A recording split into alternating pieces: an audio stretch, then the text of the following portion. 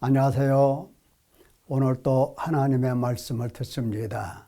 하나님께서 눈을 밝혀주시고 어둠에서 빛으로 사단의 권세에서 하나님께로 돌아오도록 하기 위하여 바울을 그의 종으로 삼으시고 오늘 우리에게 말씀을 듣게 하셨습니다. 하나님께 감사, 찬송, 영광을 먼저 드립니다. 자, 오늘은 하나님께 가는 그 길목에 있어서 율법에 죽은 죄의 몸, 이 주제를 살펴보도록 하겠습니다. 율법에 죽은 죄의 몸. 네. 왜 하나님은 율법에 이와 같이 당신 백성들을 죽게 하실까? 왜 하나님께서는 당신의 외아들 예수 그리스도를 율법의 저주 아래 죽게 하셨는가? 똑같이 그의 백성들을 죽게 하시는 이유가 뭔가? 이것을 살펴보도록 하겠습니다. 자, 우리가 지난 시간에 옛사람 죽는 것, 어떻게 죽나? 이 문제를 살펴보았습니다. 옛사람이 십자가에 못 박힌다 그랬습니다. 내가 못 박는 게 아니라 못 박히는 겁니다. 하나님께서 못을 박아 주십니다. 자, 이유는 죄의 몸이, 옛사람은 죄의 몸이거든요. 죄의 몸이 죽어서 다시는 우리가 죄에게 종노릇 하지 아니하려고 이와 같이 하나님께서는 옛사람을 십자가에 못 박아 죽이십니다. 그래서 죽은 자가 죄에서 벗어나 의롭다 하심을 얻는 겁니다. 우리가 그리스도와 함께 죽었으면 또한 그와 함께 살 줄을 믿노니, 이 말씀을 집중해 보시면 큰 은혜가 됩니다. 하나님께서 우리를 율법에 의하여 죽게 만드시는 목적이 어디에 있는가? 그냥 죽이시는 데 목적이 있는가? 그것은 아닙니다. 그럼 뭔가? 바로 예수 그리스도의 죽으심과 함께 죽었으면 또한 그와 함께 살 줄을 믿노니, 예수님과 함께 살리시려고 죽게 하시는 겁니다. 그러니까 죄의 몸은 반드시 죽어야 됩니다. 그리고 하나님께 새 사람을 얻어서 이 새 사람이 이제 하나님께 나아가는 것입니다. 그러니까 죄의 몸이 죽는 것은 하나님께로 건너가는 중요한 길목임을 우리는 알아들을 수 있습니다. 죄의 몸이 죽지 않고는 결코 하나님께로 나아갈 수 없음도 우리가 생각해 볼 수 있어야 하겠습니다. 그러니까 하나님께서는 반드시 죄의 몸을 죽이시는 겁니다. 하나님께로 나아가도록. 이 시간에 이 한 가지만이라도 기억할 수 있다고 한다면 여러분은 복이 쉽니다. 자, 로마서 7장에서 예수님 안에서 새 생명의 삶을 어떻게 얻을 수 있는 건가 하는 문제를 다루시면서 죄의 몸이 이렇게 죽고 하나님께로 나가는 거다라고 하는 설명을 7장에서 쭉 하십니다. 너희도 그리스도의 몸으로 말미암아 율법에 대하여 죽임을 당하였으니, 그리스도와 함께 죽임을 받은 겁니다. 우리 예수님께서는 당신 백성의 죄 문제를 스스로 짊어지시고 대신 죄인이 되셔서 율법의 저주를 받으신 겁니다. 그 율법의 저주로 말미암아 죽으셨죠. 너희도 그리스도의 몸으로 말미암아 율법에 대하여 죽임을 당하였는데, 왜냐하면 이는 살아나신 이에게 가서, 살아나신 이가 누구죠? 예수 그리스도십니다. 예수님께 가서 우리가 하나님을 위하여 열매를 맺게 하려 합니다. 하나님께 가려고 하는 거예요. 하나님께 가도록 하나님은 예수 그리스도와 함께 죽게 하시고, 그리고 예수 그리스도와 함께 살려주시는 것입니다. 자, 우리가 육신에 있을 때에는 율법으로 말미암는 죄의 정욕이 우리 지체 중에서 역사하여 우리로 사망을 위하여 열매를 맺게 하였다. 육신에 있을 때, 옛사람으로 살아갈 때, 옛사람은 어떤 사람이라고 그랬죠? 태어나서 지금까지 살아온 결코 한 번도 중생한 경험이 없는, 그저 어둠에 있는 사단의 권세 아래서 육신에 속해서 죄에 팔려서 사망의 몸으로 살아온 바로 그 육신을 이야기하는 겁니다. 실제 우리의 육체라기보다는 바로 사단의 권세 아래서 살아온 그 몸을 가리켜서 육신에 있을 때 이렇게 이야기를 하는 겁니다. 그때는 죄의 정욕이 우리 지체 중에서 역사해서 우리로 하는 일마다 사망이라는 열매를 맺었던 거다. 이 죄의 정욕이라고, 이 죄라고 하는 것은 누가 죄라고 했더냐? 바로 율법이 정해놓은 거다. 그겁니다. 이제는 우리가 얽매였던 것에 대하여 죽었으므로 율법에서 벗어났다. 이제 율법이 우리를 타치할 수가 없어요. 죽었으니까. 이러므로 우리가 영의 새로운 것으로 하나님을 섬기고 율법의 조문에 묵은 것으로 아니할지니라. 영의 새로운 모습으로 하나님께 나가서 하나님 섬기고 하나님 섬기는 열매를 맺는 거야 하는 것입니다. 자, 그렇다고 한다면 이렇게 사람들이 생각할 수도 있죠. 그런즉 율법이 죄냐? 율법이 잘못된 거네? 아닙니다. 율법이 잘못됐다고 하는 얘기가 아닙니다. 율법으로 말미암지 않고는 내가 죄를 알지 못하는 겁니다. 죄가 무엇인지를 알지 못해요. 이 죄는 하나님께서 규정하신 겁니다. 서로 사람과 사람 사이에, 국가와 국가 사이에 규정한 죄가 아닙니다. 하나님께서 이것은 죄야, 이렇게 하는 것은 바로 하나님을 욕되게 하는 거야, 이것이 바로 하나님의 원수야 등등 죄가 무엇인지를 하나님은 율법에 상세하게 기록해 놓으셨습니다. 그러니까 사람들이 율법을 지키면 생명을 얻겠네 이렇게 생각을 하기도 하는 것입니다. 곧 율법이 탐내지 말라 하지 아니하였더라면 내가 탐심이라고 하는 것을 알지 못했을 거다 그 말이에요. 이로보건대 율법은 거룩하고 계명도 거룩하고 의로우며 선하도다. 예, 맞아요. 율법은 선한 겁니다. 하나님의 입에서 나온 율법은 선한 거예요. 다만 죄에 대해서, 죄인에 대해서 하나님은 그 율법으로 정죄하시고 심판하시고 저주하시는 것입니다. 오직 죄가 죄로 드러나기 위하여 선한 율법으로 말미암아 나를 죽게 만들었다. 이는 계명으로 말미암아 심히 죄되게 하려 함이라. 그러니까 율법을 듣고 배우면 배울수록 내가 이와 같은 죄를 범하고 이와 같은 죄인으로 지금까지 살아왔구나. 그것을 깨닫게 되는 겁니다. 그러니까 율법 하나를 배우면 한 가지 죄인이라는 사실을 알게 되고 두 개를 배우면 두 개의 죄인이라는 사실을 깨닫게 되는 겁니다. 율법이 총 몇 가지가 될까요? 10,000가지로 기록하였으되 이렇게 하나님이 말씀하셔요. 10,000가지라고 하세요. 10,000가지. 10,000가지. 예. 10,000가지. 이 율법을 다 배우면 배울수록 죄는 심히 죄로 우리 속에서 드러나게 되는 것입니다. 여러분, 죄가 우리 속에서 드러나면 우리는 어떤 모습, 어떤 태도, 어떤 마음을 가질까요? 예, 그것을 바로 바울 사도가 낱낱이 고백합니다. 율법 아래서 탄식하는 인간, 율법으로 의롭다 하심을 얻는 게 아니라는 사실을 명확하게 일러주십니다. 왜 이렇게 율법으로 의롭다 하심을 얻는 게 아니라고 강조하고 강조하면서 이렇게 친히 언급할까요? 그렇습니다.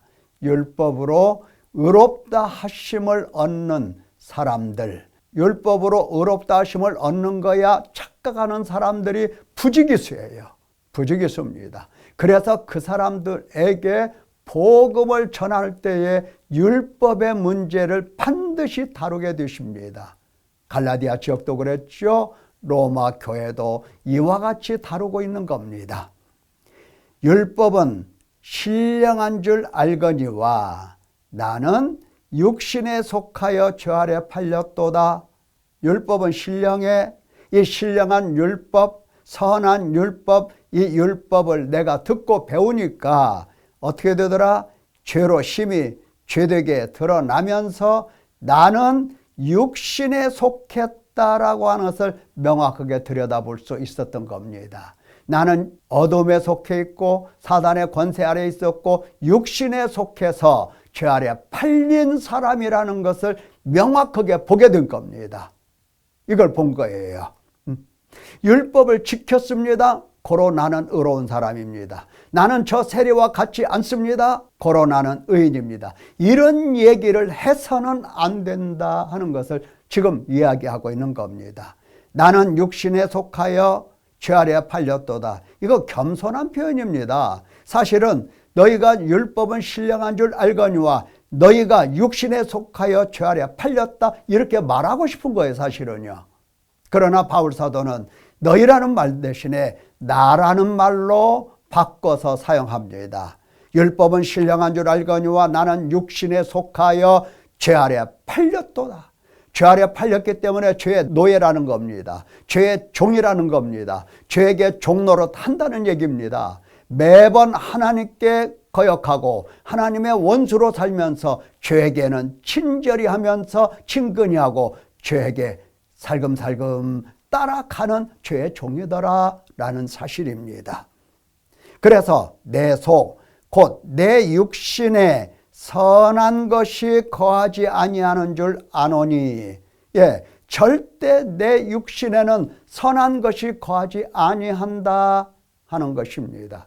많은 사람들이 자기의 삶을 두고 나는 하늘을 우러러 한 점 부끄러움이 없다고 얘기를 합니다. 이런 사람들이 부지기수예요. 이런 사람들이 교회에 들어옵니다. 교인이 됩니다. 교회에 들어와서도 여전히 무슨 생각을 합니까?